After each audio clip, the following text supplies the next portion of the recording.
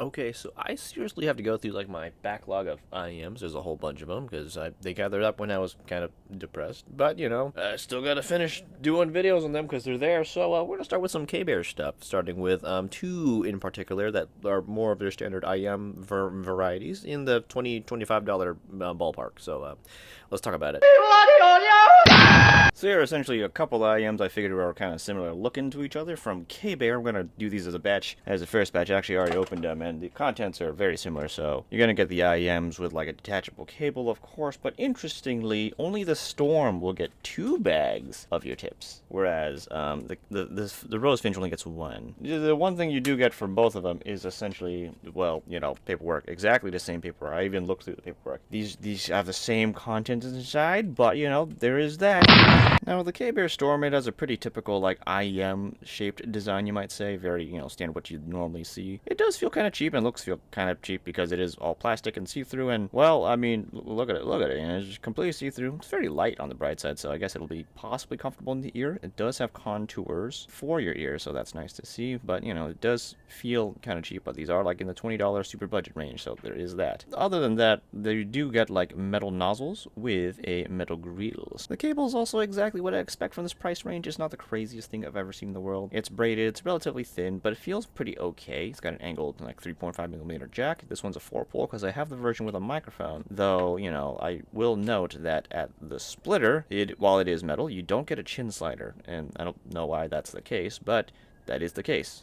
On the bright side, you at least get a microphone, which I will make a sound test of later, along with the other microphone of the other cable, because that one also has one. And, of course, we had ear hooks. Now, as for the Rose Finches, at first glance, they seem to be built better because, the metal build, but I think they go by an older design because as I look towards the inside, it is not contoured. It's got the more standard round shape to it, so I don't know if it's going by an older shell design or not, but at least on the inside, it seems there's more going on, so that part looks better. From the internals itself looks nicer built, though I will note that while there is that nice kind of metal outer, I don't think the quality has been great in terms of control, because mine came with scratches on them for some reason, which is kind of strange. Not sure why they are scratched, but I didn't do these. They came that way, so this happened in the factory, I guess, so that's not good. Quality control in that department's not great, but other than that, under the nozzle, under the tip, we have a metal nozzle, and interestingly, instead of a metal grill, it uses like a plasticky kind of looking grill that is finer. Now, another reason I thought this was an older design was because of the cable. The cable here is the really kind of cheapish kind of cable that is braided, that is commonly seen with like cheaper IEMs back in the day, especially with KZ stuff. So it's got, this angled jack. It's kind of like, wiggly despite being all the way it is, so it's not very neat, but, it works and it's okay. The splitter is alright, I guess. It's not the best thing in the world. I have had one break right here, despite having these stress-relieving bits here. Instead, they break in front of it, so that's kind of an awkward. They might be too stiff. So this is not my favorite type of splitter. And interestingly, you do get a chin slider, and this is the chin slider you got on the old ones. I do recognize this design. Moving up, you do get a microphone on this one, which we will do a sound test in a bit, alongside the other one. And of course, you have ear hooks, and yes, at this point, we'll do a sound test. All right, now this is going to be the sound test for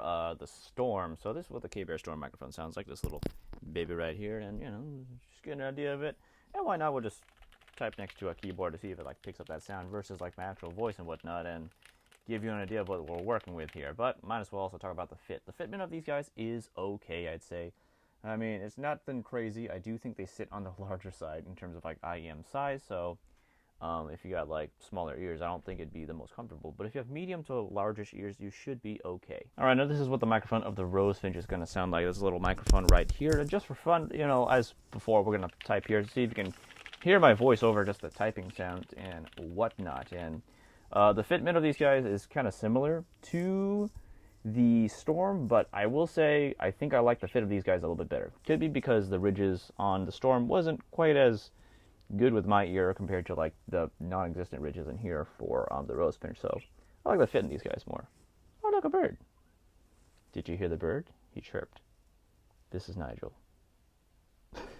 Now as for the sound of both of these guys, they both have V-shaped sound signatures, some deeper than others, that being the Rose Finch, which we'll talk about in a bit. We're going to start with the Storm. So the Storm is the cheaper of the bunch, being 20 bucks, and these guys, their V-shape is more on the mild side, so, you know, slightly boosted like bass, slightly boosted highs, and some recessed midsection. The bass section, I think it's pretty good. It's got some good rumble, it's more thumpy, more boomy than it is punchy, and it is still fairly well controlled, not bleeding into mids, which are, you know, of course, recessed. I will say that while the mids are recessed, I think they sound okay-ish. They're not too incredibly recessed. I should mention that there are times it felt like they lacked body. That could have to do something with like there being less upper bass, I'm not entirely sure, but there seems to be a lack of body, so that might be the lower mid section, close, you know, right next to the bass essentially, and that's not something I generally like to hear. There's that little dip there, not great. So, you know, if we move on from the mids into the highs don't get too bright. They can get up a little bit up there, but they're okay. They're not exactly the cleanest highs I've ever heard in my life. Like, yeah, there's some degree of detail, but it's not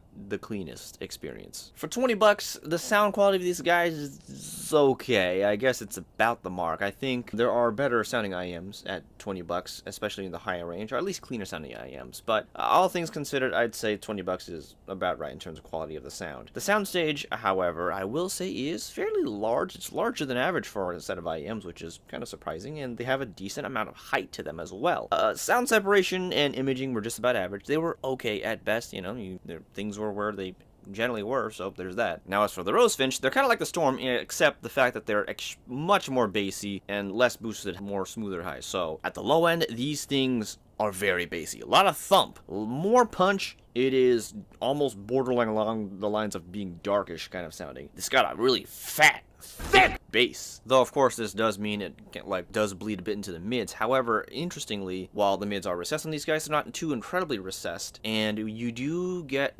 more body, which I actually preferred. So I actually preferred the midsection on these guys, despite the fact that these guys are these are basically bass cannons. These are bass head IEMs. I'm gonna put that out right now. Now, if I move on to the highs, these are smooth. They're not the most detailed highs in the world. They don't go incredibly high up there. They kind of roll off. They play it kind of safe. Fun, easy listening pair, I'd say, unless you're like get easily fatigued from too much bass. Now, sound quality, I'd say I feel like it sounds better than the Storm. These are $23, $24, $25-ish dollars. I'd run $25, and I'd say it's about worth the price. I wouldn't say it like punches far above its belt these days. Now, in terms of soundstage and imaging, it's essentially the same as a Storm. It's like larger than average, though I do think the stage is larger than on the Storms. However, I will say everything else is about the same. So sound separation and imaging were just about the same, despite like the slightly larger stage. Though, just like the Storms, it has a good degree of height, which is very nice to have. Now, with pretty good height on both of these guys, some of you guys may be like, oh, maybe it's going to be good for competitive shooters, and I think they just do okay. Due to their V-shaped sound signature and their intense amount of bass, they're not necessarily ideal for competitive shooter games. They do an okay job tracking people, but their ability with the details in the mids and highs isn't great for tracking the sounds that you're looking for, and if there's a lot of explosions, and God forbid someone throws a thing that causes a long bass sound like a thermite grenade, then it's gonna like cover up the sounds that you're tracking for. So that's not great. But when those things aren't happening, or you're not in like an entirely intense like firefight where there's so many sounds happening, especially bass sounds, your ability to track people and hunt people from like a 360, you know, with the verticality essentially, is actually pretty decent. So that's good. You have a general idea of where things are. Still, I wouldn't get these guys for like competitive shooters in particular, because they don't necessarily give you that like auditory like competitive edge. They give you like a good amount of intensity, and yeah, you get some height, but these are still much better for non-competitive games because of the sound profile giving more weight and size to the world, while also giving you that verticality to make things feel more real and immersive. And so if you're gonna get these guys, I would definitely be more using them for those kind of games. These are kind of more geared towards a funner sound, which typically is better for like more immersive, open world, non-competitive gaming experiences.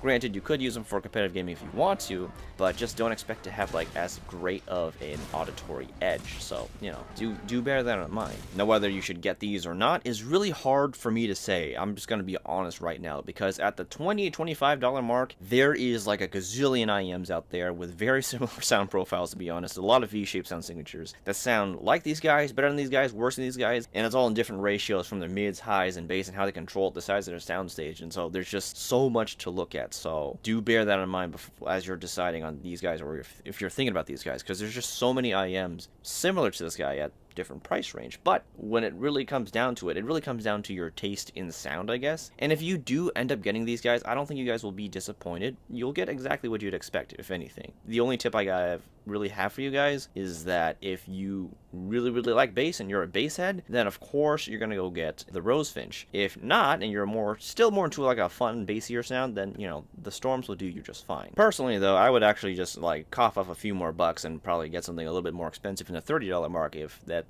I was to choose something. Or I can get something a little bit cheaper in the $10 like mark, which I will be reviewing a little bit later, also by Kbear. Look out for that video. But yeah, that's all I have for today with these guys. So if you want to buy them, this is what you want, then link in the description. So yeah, that's a bit it. That's all I got today. So you guys